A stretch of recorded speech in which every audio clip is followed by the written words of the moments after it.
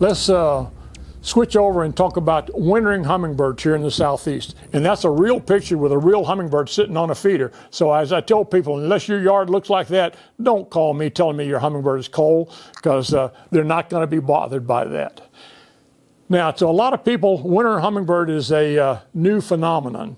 In 30 years ago, there weren't any winter hummingbirds because we were all told to take our feeders down by about the 1st of October, and certainly nobody wanted to harm hummingbirds, so we took our feeders down. And if somebody did happen to see a hummingbird in the wintertime and tried to tell Audubon or Fish and Game or something like that that they had a hummingbird, they were told, I know you thought you saw a hummingbird, but we don't have hummingbirds in the wintertime. That was a moth. And so there were no hummingbirds. Well, a lady named Nancy Newfield in the New Orleans area started seeing that wasn't right. And she started giving talks and getting people to leave feeders out. And amazingly enough, winter hummingbirds started showing up there. She taught a guy named Bob Sargent, who started banding all over the southeastern United States. And everywhere that Bob started giving talks, that winter hummingbirds started showing up. Now, what we have found out is that almost all the western species of hummingbirds, a few individuals, rather than migrating into the tropics for the winter, migrate here to the southeast, and they spend the winter here. And they're not poor, lost vagrants like people used to say. Some of them come back to homes year after year. I've had 2 female ruby-throated hummingbirds that came back to the same home for 9 years in a row. So they know exactly where they're going and what they're doing. I'm going to ask that you leave a feeder out in the wintertime. If you have a hummingbird come into your feeder between the 15th of November and the 1st of March, either me or one of the banders associated with me will try to come to your home at no cost to you and identify what kind of hummingbird you have and band it. And you may see that bird for years and years. And if you do, they become real family members. Now, I'm going to show you a couple of slides here about what kind of birds we have. In Alabama, during the wintertime, we have banded 13 different kinds of hummingbirds. Some of those in large numbers, and some of them only one. But you can see a lot of different things can show up here. And I'm not trying to tell you that if you put a feeder up, you're going to get a winter hummingbird, because the probability is not very high. But I'll guarantee you won't get one if you don't leave a feeder up. Now, I convince people to leave a feeder up after the ruby throats leave quite often. And then I will get a call from them about Thanksgiving that said, well, they didn't get one, and they take their feeder down. Well, that's absolutely the wrong time to take your feeder down, because quite often there's some dead time from after the ruby throats leave until the winter hummingbirds start to show up. This is a slide of a 10-year study I did of winter hummingbirds in the southeast, and you can see here that 80% of the winter hummingbirds here are actually in December and January. So if you're going to leave a feeder up in the wintertime, please leave it up all winter long. December and January is when you're going to get your bird. Now, what kind of bird might you get? The most common western hummingbird we have here is a Rufous hummingbird. This is an adult male, and it's the easiest to spot of all the western hummingbirds, because the adult male is this reddish brown color called Rufous with an orange throat or gorget. Beautiful, beautiful creatures. This is the gorget for one of them here. This is a female Rufous hummingbird. Now, if you see this bird from the back, it's green, so it looks a lot like a ruby-throated hummingbird. But quite often, she will have a brown spot in the center of the throat. This is one of the few birds that the females get central gorget feathers, but they're very small feathers, and the color is quite often hard to see. Now, here's an adult female. You can see the spot in her throat here. This is an interesting bird because a photographer in southeastern Oklahoma took a picture of this bird, and she realized it wasn't a ruby-throated hummingbird, and then she realized it was wearing a band on its leg. And she was a pretty good photographer because she was able to get P06109, which was the number on that band. Now, she probably took 150 pictures to get those two with that, but she was able to get the band number, and she contacted me Actually, she contacted the National Bird Banding Laboratory, and they told them it was my band. She called me, and I told her that the bird was banded the previous winter in Montgomery, Alabama. It was on the way back home to Montgomery. 2 weeks later, it showed back up at the lady's home in Montgomery and came back for 5 more winters there. So both of those ladies were very happy about that. This is an immature male Rufous hummingbird. You can tell that by gorget feather off the center here, Rufous color down there, and a lot more color in the tail, but still has white tail feathers.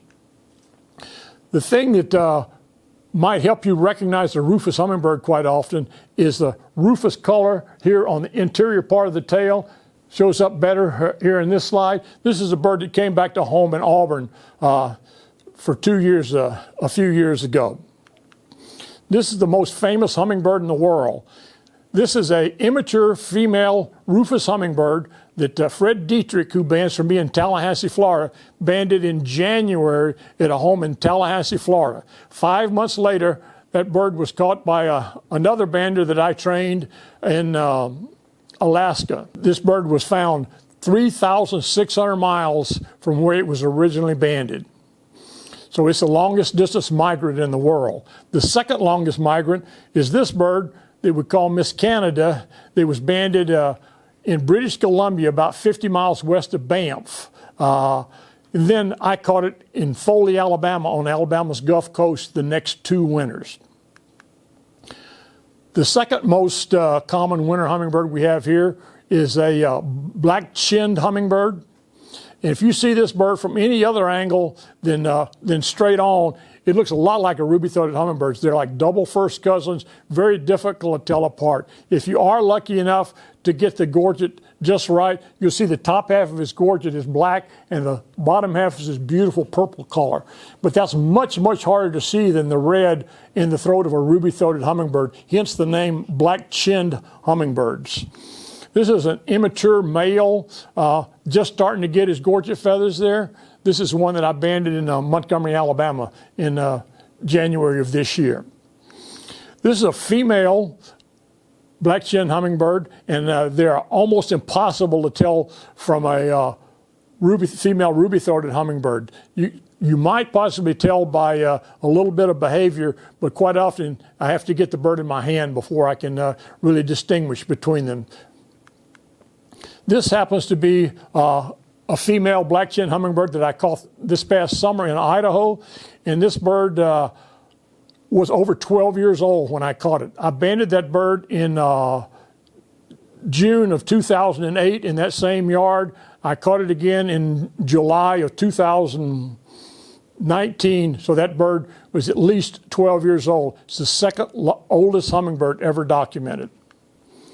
This little fellow is the smallest hummingbird in North America. This is a Calliope Hummingbird. And his gorget feathers, rather than filled in completely, have these kind of longish, reddish purple feathers. And he can do something magic with those.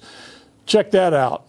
Now, to set this up for you, in the foreground is a female Calliope Hummingbird. And this guy is got his gorget feathers completely displayed out to 90 degrees. As I tell people, he's working for her to show her that he's the most beautiful thing she's ever seen in her life. And this is what one looks like in hand up in the mountains in Idaho. They quite often do that in my hand, but they don't really scare me that much. Now, here's one actually in a person's hand. And what's important about this is, remember back when the slides had dates on them? The date on this is the 20th of January, 1998. And the reason that's important is because the day before that, on the 19th of January, Bob Sargent gave a talk in Anniston, Alabama about winter hummingbirds. And nobody knew about winter hummingbirds back then. But one gentleman listened to him, went home that afternoon, drug a feeder out, put sugar water in it, and the next morning at 7 o'clock he called Bob Sargent that he had this adult male Calliope Hummingbird. It was the first adult male in Alabama. What that proves is that bird was already in his yard. It didn't show up just because he put a feeder up that afternoon. Several years ago, there was a big article about me and winter hummingbird banding in the Mobile Press Register. There were 3 ladies there that had never heard of winter hummingbird before, put feeders up, and the next day they had a hummingbird in their yard. What I'm telling you is, unless you have a feeder up, you're probably not going to see a hummingbird. You may not see one, but I guarantee you won't see one if you don't have a feeder up. This is an immature male in Tallahassee. The females are just generic birds. Very, very difficult to tell. Although they're much smaller, and quite often reported to me as baby hummingbirds until I get there. With the females of almost all of these species, they are very, very hard to distinguish. So I tell people it's not your job to tell them apart. If you have a hummingbird in the wintertime, I'll be glad to come to your house and identify it and band it for you. Now we're getting into some more exotic birds here now. This is a Buffbellied Hummingbird, and this is a bird that actually migrates backwards. They breed down in the very southern tip of Texas and down into Mexico, and in the wintertime, they come up along the Gulf Coast in winter, normally fairly close to the coast, but I have banded them as far north as Prattville, Alabama. Big birds with a red bill. Both the males and the females have green throats, a buff belly, and chestnut-colored tail feathers. Beautiful, beautiful birds. Here's the one in hand, and the emerald gorge is just unbelievable. It's like having emerald fire in your hand. This is an Allen's Hummingbird, which is a double first cousin with a Rufous Hummingbird. They're almost impossible to tell apart, but some people want to know all the possibilities of birds they might get. If it's an adult male, you can tell it's a Allen's and not a Rufous because it's got a green back rather than a Rufous-colored back. But if it's not that, then you got to get the bird in your hand to positively identify it. This is a young male I banded this winter in Foley, Alabama. Now this is the same bird, only 2 weeks later. He's completed his molt into an adult. You see he's got a full gorget now, and you can see the green back here. It's a beautiful picture there. Here's a female Allen's Hummingbird. You can't tell her, but what's important with this is look at her wings. The way her wings are bent, that she's treading air, like we tread water in the pool. She moves her wings in a figure-8 motion back and forth, changing them, and as fast as 50 times a second, and she develops lift in both the fore and the aft stroke, and that's why hummingbirds are the only birds in the world that can truly hover. They can stay in one spot as long as they want to. They can go up, down, left, right, and they can even fly upside down for short periods of time. And it's because their wings are hinged differently and how fast they can beat them. Now this is the Rocky Mountain equivalent of our ruby-throated hummingbird. This is a broad-tailed hummingbird. Some people have great difficulty telling them apart, but one of the tricks is that above the red in a ruby-throated hummingbird, there's black between that and his face. But on a broadtail, it's just white there. You won't see that. But here's one in flight. You can see that. And we've only had one adult male that spent the winter here a few years ago in Tallahassee, Florida.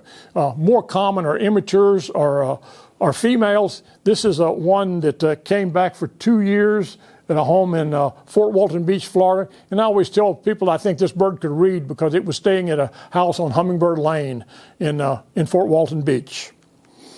This is a broad-billed hummingbird, a Mexican hummingbird you wouldn't normally expect to find here. I used to actually have this picture on my wall back home.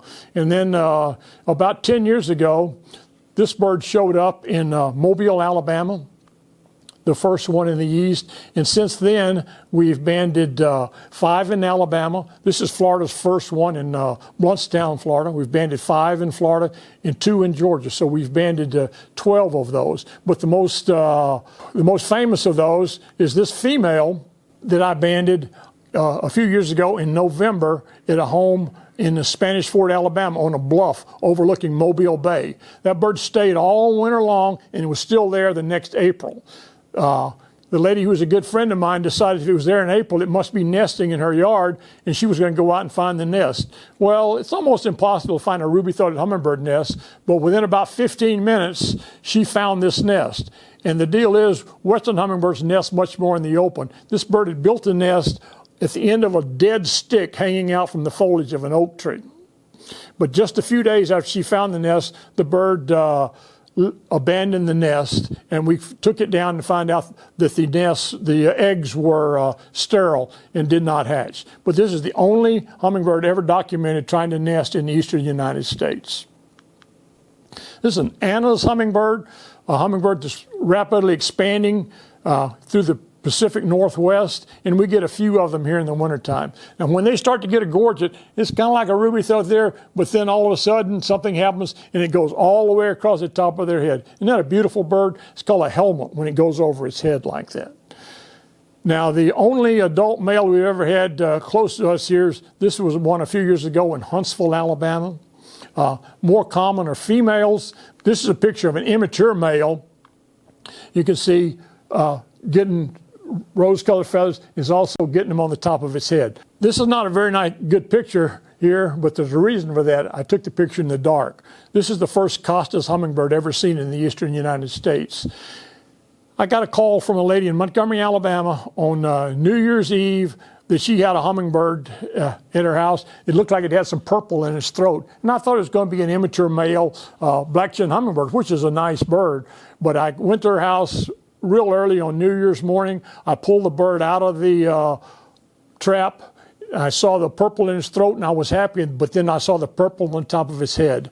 And it was the first Costas Hummingbird ever seen in the eastern United States. It stayed all winter, and this is what it looked like in April when it left. Beautiful, beautiful bird with purple gorge and a purple helmet there.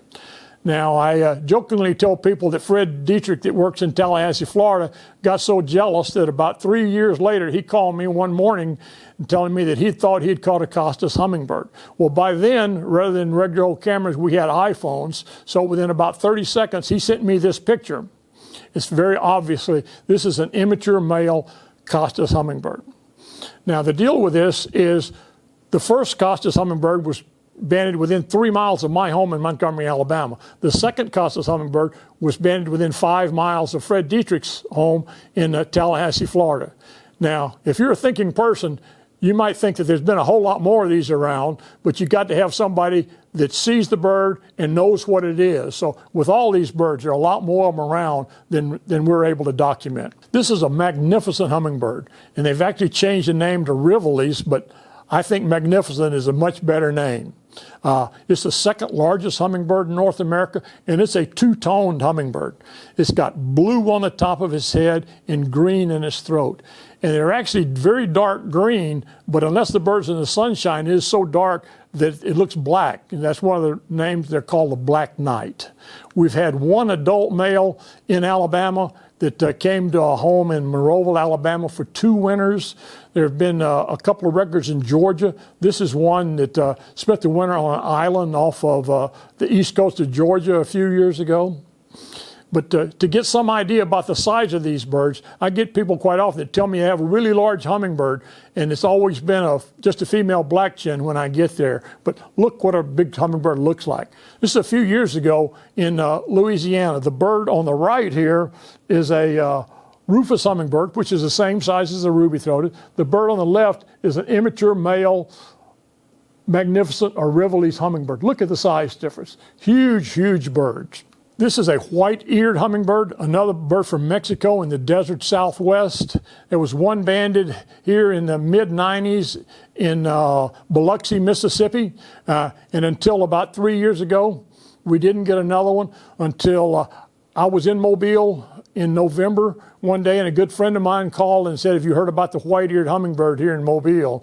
I didn't believe him for a while, but then I did, and I went over and was lucky enough to band an adult male white-eared hummingbird at a home in Mobile, Alabama. I may handle a lot of hummingbirds in my life, but I'll never handle one that was more beautiful than this one. What that tells you is that hummingbirds have wings. They don't read range maps, so any hummingbird can show up in any place. So just if you see a hummingbird, just because the book says it's not here, don't necessarily believe the book. This is a Mexican violet-eared hummingbird. And if you have an older bird book, it's going to call it a green violet-eared hummingbird. It's all iridescent green with iridescent bluish purple through its eye. And this is a bird that can show up any time of the year. The last one that I know of was at a home in Bainbridge, Georgia for a couple hours just a few years ago. But these are what we call one-day wonders that just show up for a few hours and they're gone. This is one that Bob Sargent banded up in the mountains of western North Carolina a few years ago. And the only one here in the deep southeast that we banded was this bird in Bay Minette, Alabama, right on the Mississippi-Alabama border. This spent a couple of weeks at a home there. Just to show that you never know what you might get, a lady in Charlotte, North Carolina contacted one of our banders that she had a giant hummingbird coming to our feeder. This is what Susan found when she went over there. It was a green-breasted mango hummingbird, which is a tropical hummingbird. At that time, there were only 3 records in the United States, and they were all in the Brownsville area. So you never know what you might get. The fun thing about this bird was it was the first day of the year it was snowing, and the bird had never seen snowflakes, so it was trying to dodge the snow as it was flying around. About 3 years later, this one showed up in Dublin, Georgia, just east of Macon, and you can tell it's a young male by the dark streak down the center of its belly right there. But a beautiful, beautiful bird. Here it is in hand there. That day, and Bob Sargent had a large hen, that bird filled it. Now, one other bird that I always try to talk about, because I get reports of people that have these real small brown hummingbirds that are about half the size of their ruby-throated hummingbirds. Well, after asking a few questions, I can usually tell people that it's not a hummingbird. It's a hummingbird moths. They're actually sphinx or clear wing moths, and there's about more than 50 different kinds of them, so they can look slightly different. But if you have a hummingbird that's only about half the size of your ruby-throated hummingbirds, and it doesn't come to a feeder, it's probably going to be a hummingbird moth. Now, they look a lot like a hummingbird, and I will never forget the first one I saw at my home in Montgomery. I knew I had a new species of hummingbird, so you were not going to be the first one to be fooled by that. But they unroll their proboscis and stick it out, and it looks exactly like a bill. They don't fly like a moth. They fly like a hummingbird. They go to flowers, that sort of thing, but there's some tricks to it. They're usually at dawn or at dusk, and you won't see them at your feeder. But I get people that actually send me pictures of their hummingbirds to identify, and I usually have to tell them, I didn't know hummingbirds had antennae. So, you know, look at them very closely, and it might be a hummingbird moth. Now, very quickly, what it's like if a bander comes to your home. The first thing I'm going to do is pull a big wire cage out of the back of my truck, and you're going to think that old boy's been in the sunshine too long, because no hummingbird will ever go in that thing, but they will. I'm going to take that trap, put your feeder in it, and set it up on this audio-visual table that the legs go up and down, and I'm going to put it right back where it was, absolutely as close to where it was. It's a little hard to see here, but there's a door that slides up and down here, and I'm going to take this fishing reel with line and back off in your yard and pull on it, and that door is going to open. The bird will come up and go around. When it finds that door, it'll go into the feeder, at which time I let go of the line and the door closes behind it. It's not near as difficult as you might think it is. Then I'm going to take the bird to my office, which is also the tailgate of my pickup truck, to band it. If I haven't been to your home before, I'm going to take out a bottle of sugar water and let the bird feed. And people ask me, why do I feed a hummingbird like that? Well, it's only polite to give the hummingbird something to eat, but the main thing it does is calm the host down. When they see that hummingbird drinking in my hand like that, it becomes obvious this is not near as traumatic as they thought it was. Once I get the bird in my hand, they calm down completely. They're not bothered by it at all. Oh. Then we're going to band the bird. This is 100 hummingbird bands on a string. Hummingbird bands don't weigh anything. It takes about 5,500 of them to weigh an ounce. So they're not going to weight your bird down. It's not going to fly around with one leg down or around in circles or that sort of thing. Now, the band has a letter and 5 numbers on it that I'm going to report to the National Bird Banding Lab with the information about your bird. So if that bird's ever encountered anywhere else, the person will report it to the National Bird Banding Laboratory. They will report it back to me, and I will let you know immediately if your bird has been caught anywhere else.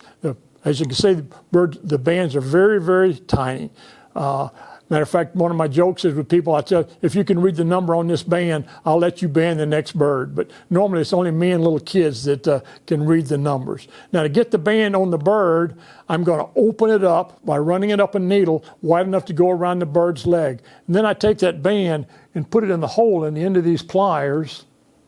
And it's a little hard to see with my big fat fingers here, but you put it around the bird's leg and close it down. When you close it, just close it back to a circle, so it's never tight on the bird's leg. It'll roll around and up and down, but it won't come over its foot. And it just gives that bird a name for the rest of its life.